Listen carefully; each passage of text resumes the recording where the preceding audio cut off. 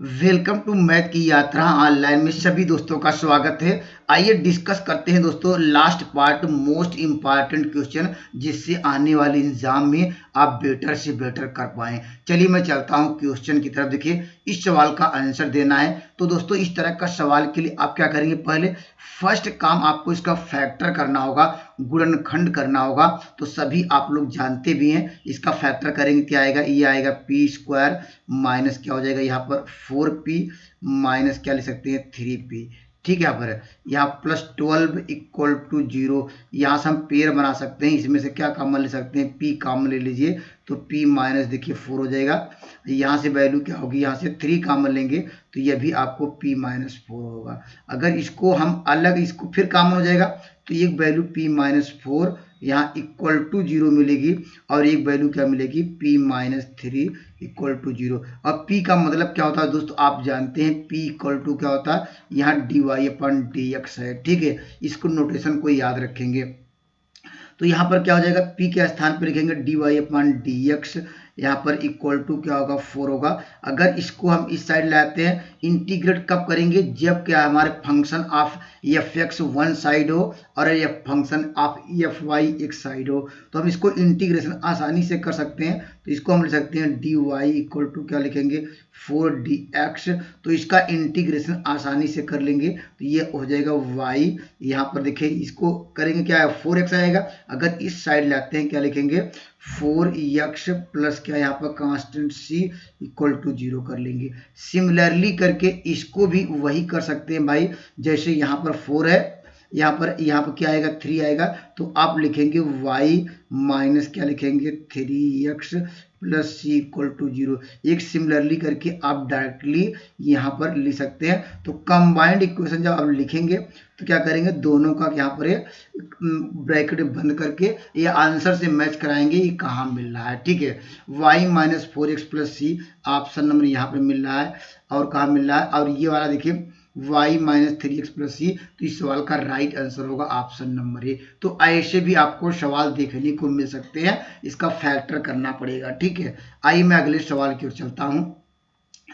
दोस्तों इस सवाल का देखिए यह भी एक इम्पॉर्टेंट एक रिजल्ट है, इसको हमेशा आपको लर्न करना पड़ेगा। ये दोस्तों क्या होगा, अगर y इक्वल टू यहाँ पर कंडीशन याद रखिए, अगर y इक्वल टू क्या यहाँ पर p क्या x हो, यहाँ पर fy है, तो दोस्तों यहाँ पे p अभी हमने ऑलरेडी डिस्कस करा दिया क्या है। तो अगर इसके फॉर्म में अगर कोई भी रहता है, हम इसका सोल्यूशन कैसे क्या लिखते हैं भाई, जो p के स्थान पे क्या कर सकते हैं c रिड्यूस करते हैं। ये दोस्तों ये क्या करते हैं, ये क्लेरेंट इक्वेशन होता है। लीनियर इक्वेशन हमने ऑलरेडी डिस्कस करा दिया है। एग्जैक्ट आप लोग कहेंगे बता देंगे, एग्जैक्ट क्या होता है भाई, यहाँ पर आप लिखते हैं डेल एम अपान क्या होता है डेल वाई इक्वल टू होता है डेल एन अपान क्या डेल एक्स।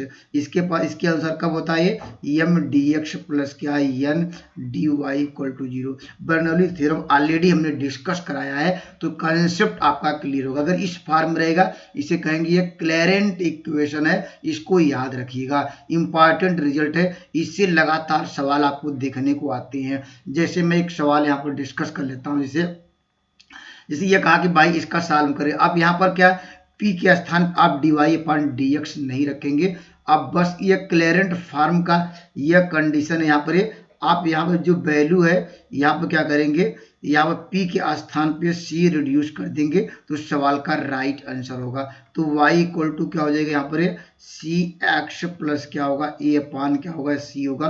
तो कोई भी कांस्टेंट वैल्यू रिड्यूस कर देंगे। तो ऐसे की जो सवाल आएंगे बस डायरेक्टली आपको रिड्यूस करना है। हमें कहाँ से रिड्यूस किया, हमने ऑलरेडी जो फार्मूला है उसको डिस्कस करा दिया है। ठीक है, चलिए मैं अगले बेहतरीन सवाल की ओर ले चलता हूं। ठीक है, इस तरह का सवाल तो यहाँ पर देखिए इस तरह का भी आपको सवाल देखने को मिल सकता है। इक्वल टू 0 होगा, ये कह रहा कि इसको सॉल्व करिए। ठीक है, सेम वही कंसेप्ट है। आप यहाँ पर क्या करिए भाई, यहाँ पर जो आप क्या है यहाँ पर d अपान क्या है डी एक्स के स्थान पे d लिख सकते हैं। ठीक है, तो देखिए क्या हो जाएगा, यहाँ पर यहाँ d/dx के स्थान पे d रखेंगे तो देखिए डबल बार है तो इसका स्क्वायर है, तो ये क्या होगा यहाँ पर ये इसको हटाएंगे तो क्या होगा d स्क्वायर हो जाएगा। और y कॉमन ले लेंगे और यहाँ इसी प्रकार यहाँ भी रखेंगे तो क्या होगा -5 हो जाएगा, 5d आएगा और यहाँ पर +6 और यहाँ पर क्या हो जाएगा ये y इक्वल टू 0। हम यहाँ से क्या लिखते थे, एक्सिलरी इक्वेशन लिखते थे।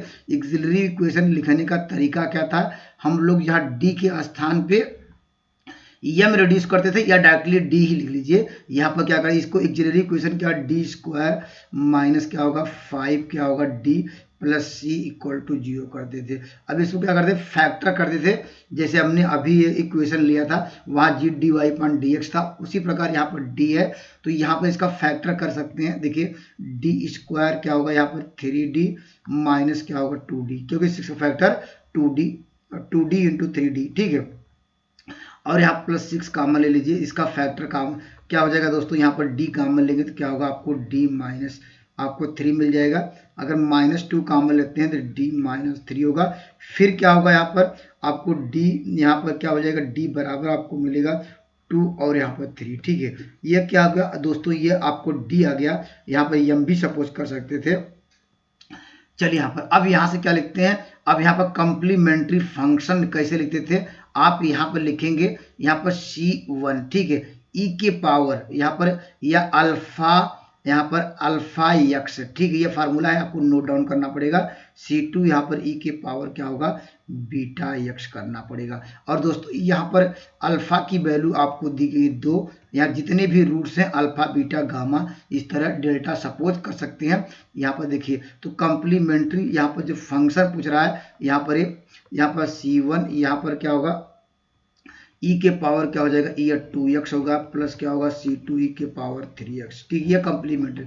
अब pi निकालने के लिए हम अभी सवाल लेंगे, pi यहाँ पर क्योंकि 0 है तो क्या कंप्लीट सोल्यूशन की जब बात करता है तो हम लोग क्या करते हैं ci निकालते हैं, ci और यहाँ पर प्लस ci e के पावर क्या है 2x है प्लस क्या होगा c2 e के पावर 3x और प्लस क्या है क्या होता है यहाँ पर यह इंटीग्रेटिंग फैक्टर 0 है क्योंकि यहाँ पर हमारे पास जो कांस्टेंट टर्म दिख रहे होंगे वह 0 हुए हैं। तो इस सवाल का राइट आंसर क्या हो जाएगा, ऑप्शन नंबर डी इस सवाल का राइट आंसर होगा। एक बार देख लीजिएगा, इस तरह के भी आपको क्वेश्चन देखने को मिल सकते हैं, ये भी इम्पॉर्टेंट रिजल्ट है, ठीक है। यहाँ पर क्योंकि यह दोस्तों ये क्या है, ये आप यहाँ पर ये किसका फॉर्म बना रहा है, हमने ऑलरेडी आपको डिस्कस कराया कि ये एक लीनियर के फॉर्म में है। लीनियर का हमने एग्जैक्ट आपको यहाँ पर पिछले लेक्चर में डिस्कस भी कराया था। चलिए मैं अगले सवाल की ओर आता हूँ। देखिए यहाँ पर अब देखिए यहाँ पर कंडीशन क्या आ गई, यहाँ पर देखिए सेम वही है, यहाँ भी कर लीजिएगा 0। यहाँ पर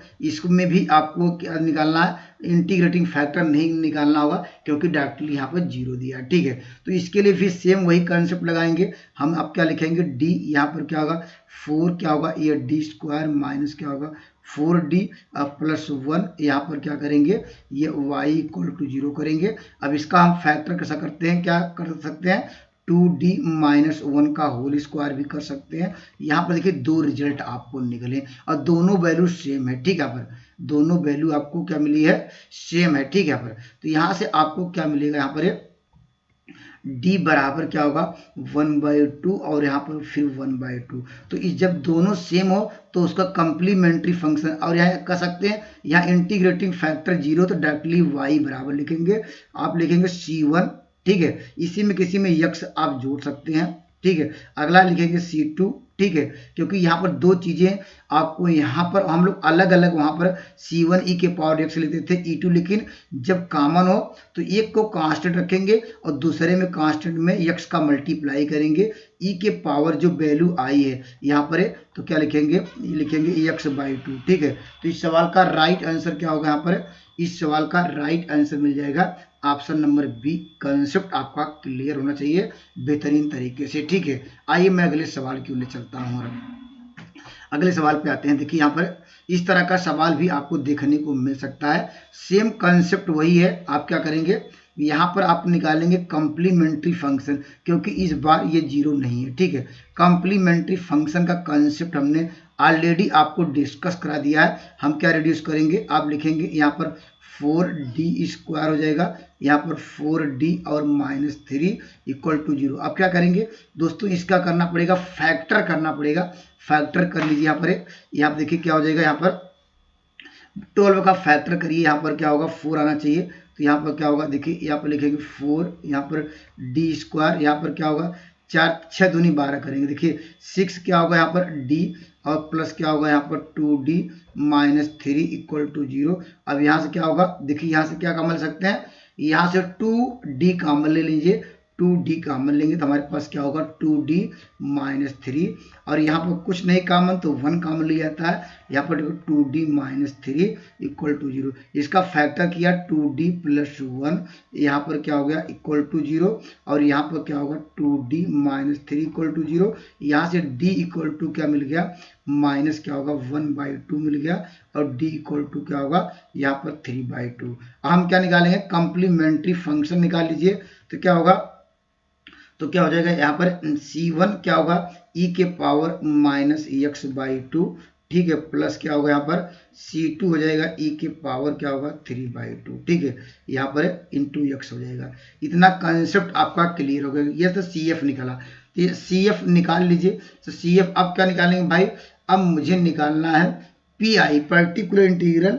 तो यहाँ पर ये आंसर यहाँ से मैच भी करा सकते हैं, अगर कोई आंसर मैच कर रहा होगा तो यहाँ पर करा सकते हैं, ठीक है। यहाँ पर चलिए यहाँ पर, लेकिन ये आंसर यहाँ पर कोई आंसर मैच नहीं करेगा क्योंकि यहाँ पर देखिए माइनस दिया नहीं है। हम PI निकाल लेते हैं। PI निकालने का बेस्ट कंसेप्ट क्या है, PI कैसे निकालते हैं, आप यहाँ पर क्या लिखेंगे, e के जो कांस्टेंट टर्म था जो राइट हैंड साइड था e के पावर लिखेंगे 2x अपान जो आपने ये फैक्टर किया हुआ है उस फैक्टर को लिखेंगे, क्या लिखेंगे यहाँ पर लिखे 2d प्लस 1 लिखेंगे, और इंटू क्या लिखेंगे यहाँ पर है 2d माइनस 3, ठीक है। अब क्या करते हैं यहाँ पर PI निकालने के लिए जो x का यहाँ e के पावर x में यहाँ पर जो x का कोफिशिएंट है यहाँ पर है वो d के स्थान पे आप क्या 2 रिप्लेसमेंट करेंगे, ठीक है। अगर 0 होता है तो उसके लिए एक मेथड है, तो हो सकता है किसी वीडियो में लेके आऊंगा, उस कंसेप्ट को भी आपको समझना चाहिए, ठीक है।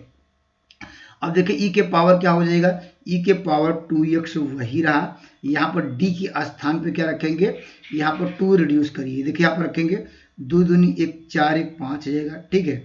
यहाँ पर इंटू हो जाएगा, यहाँ पर 2 रखेंगे 2 दूनी 4 होगा, 4 में से यहाँ पर अगर ये घटाएंगे 1 आएगा, तो इसका इंटीग्रेटिंग e के पावर 2x अपान 5 आया।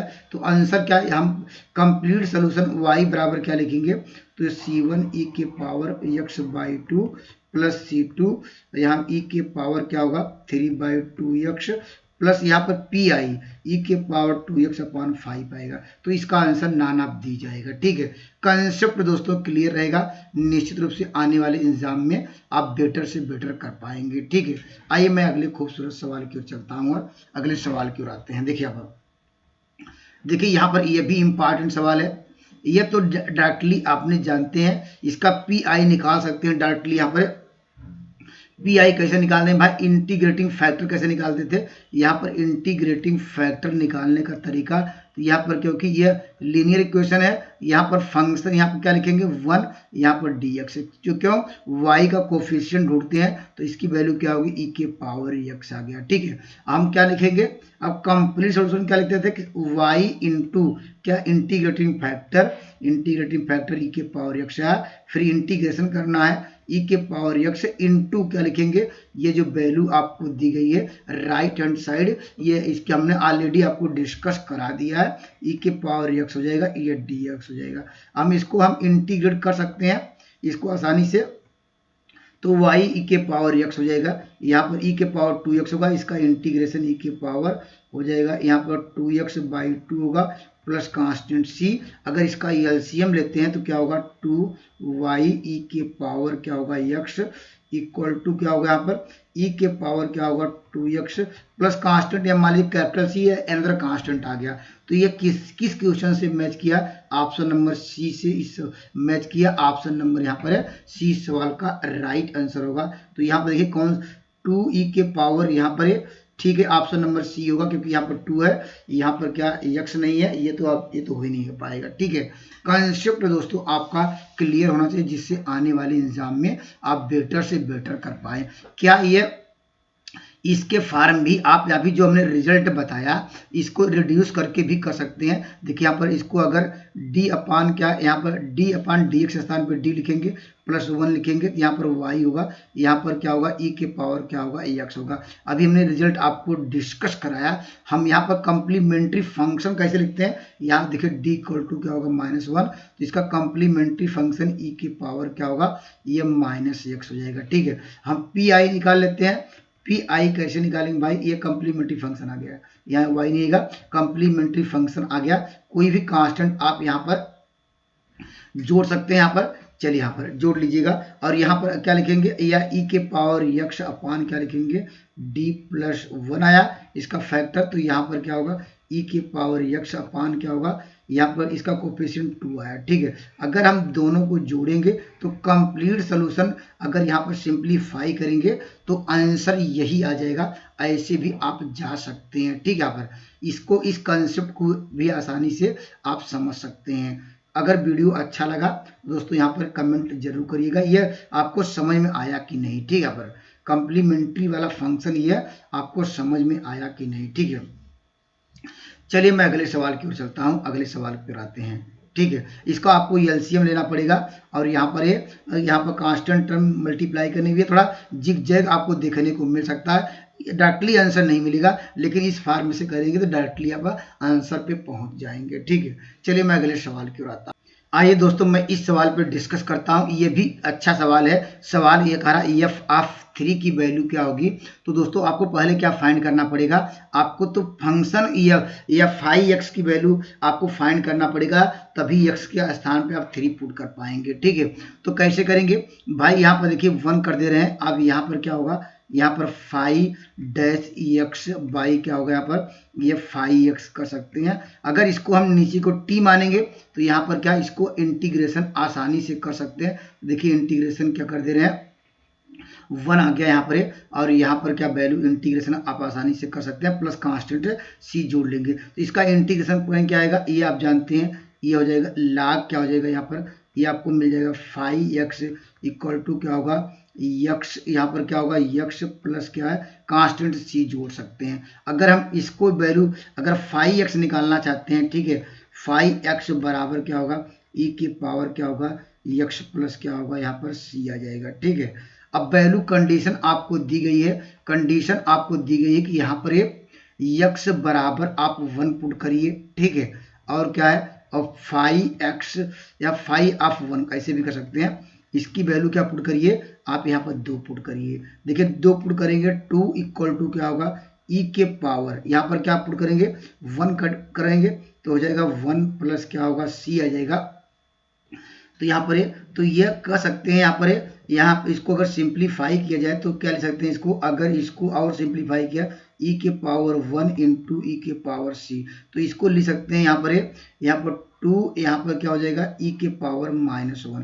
तो यहाँ पर वैल्यू रख सकते हैं। यहाँ पर ये हमारा जो सेल यहाँ पर क्या ई के पावर सी के स्थान पे ये वैल्यू यहाँ पर देखिए ई के पावर क्या हो गया ये सी आ गया। ठीक है, तो ये वैल्यू यहाँ पर रखा जा सकता है। तो देखिए यहाँ पर आपको फाई एक्स बराबर क्या हो जाएगा, यहाँ पर ई के पावर क्या हो यक्स वही रहा और ई के पावर सी के स्थान पे, ठीक है, ई के पावर सी के स्थान पे आप रख सकते हैं 2 ई के पावर -1।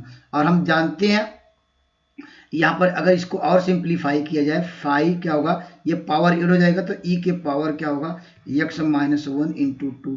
वैल्यू क्या रखनी है 3 रखनी है, तो यहाँ पर रखेंगे फाई ऑफ 3 इक्वल टू क्या होगा 2 ई के पावर क्या होगा 3 -1 अर्थात 2 ई स्क्वायर आ जाएगा। तो इस सवाल का राइट आंसर क्या होगा, ऑप्शन नंबर बी इस सवाल का राइट आंसर होगा। ये भी आसान क्वेश्चन है, बस 1-2 बार कंसेप्ट आपको क्लियर करने होंगे। ठीक है, आइए मैं अगले सवाल की ओर ले चलता हूँ। ये भी इंपॉर्टेंट सवाल है। ठीक है, ये देखिए यहाँ पर डबल यहाँ पर है, आपको y की वैल्यू निकालना है। तो यहाँ पर करा कि ये इसको सॉल्व करिए किसके बराबर होगा। ठीक है, ये y बराबर क्या आएगा, आप यहाँ पर क्या करेंगे एक बार इंटीग्रेशन करिए। ठीक है, एक बार इंटीग्रेशन करने पर क्या होगा देखिए ये dy अपॉन dx होगा।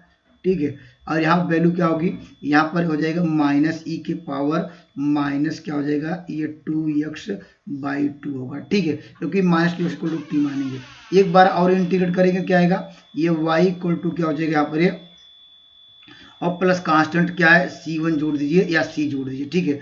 अगली बार एक बार और इंटीग्रेट कर लीजिए, तो देखिए यहाँ पर क्या ये माइनस माइनस प्लस होगा, तो यहाँ पर क्या होगा, यहाँ पर e की पावर -2x/4 प्लस क्या होगा, यहाँ पर आपको मिल जाएगा C1 x एक अनदर कांस्टेंट मिल जाएगा। तो ये आंसर कहाँ मैच कर रहा है, या भी आंसर मैच कराइए, हम देख रहे हैं ऑप्शन नंबर क्या हो जाएगा, ये ऑप्शन नंबर आपको मिलेगा यहाँ पर डी, नहीं ऑप्शन नंबर यहाँ पर क्या मिल जाएगा आपको, ये बी मिल जाएगा। देखिए e के पावर -2x/4 यहाँ पर C1 C लिया है, चलिए ठीक है, यहाँ पर आप भी C1 या C रखिए, यहाँ भी C रखिए, तो यहाँ पर इस सवाल का राइट आंसर होगा ऑप्शन नंबर बी। आइए मैं अगले सवाल की ओर चलता हूँ, अगला बेहतरीन सवाल डिस्कस करते हैं। देखिए ये भी दोस्तों लगातार इस तरह का सवाल आपको देखने को मिल सकते हैं। करा the equation of the curve करा हुज क्या है, सब नॉर्मल।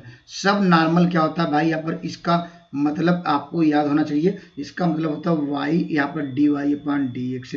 जब भी सब नॉर्मल की बात करें तो यहाँ पर ये आपको याद रखना पड़ेगा, ठीक है। ये कह रहा है कांस्टेंट व a के बराबर है, ये कर लेते हैं। अब इसको हम क्या करेंगे, हम इंटीग्रेट कब कर सकते हैं भाई, जब dx का टर्म एक तरफ, देखिए यहाँ पर dy इक्वल टू क्या हो जाएगा, यहाँ पर a क्या होगा, यहाँ पर dx हो जाएगा, ठीक है।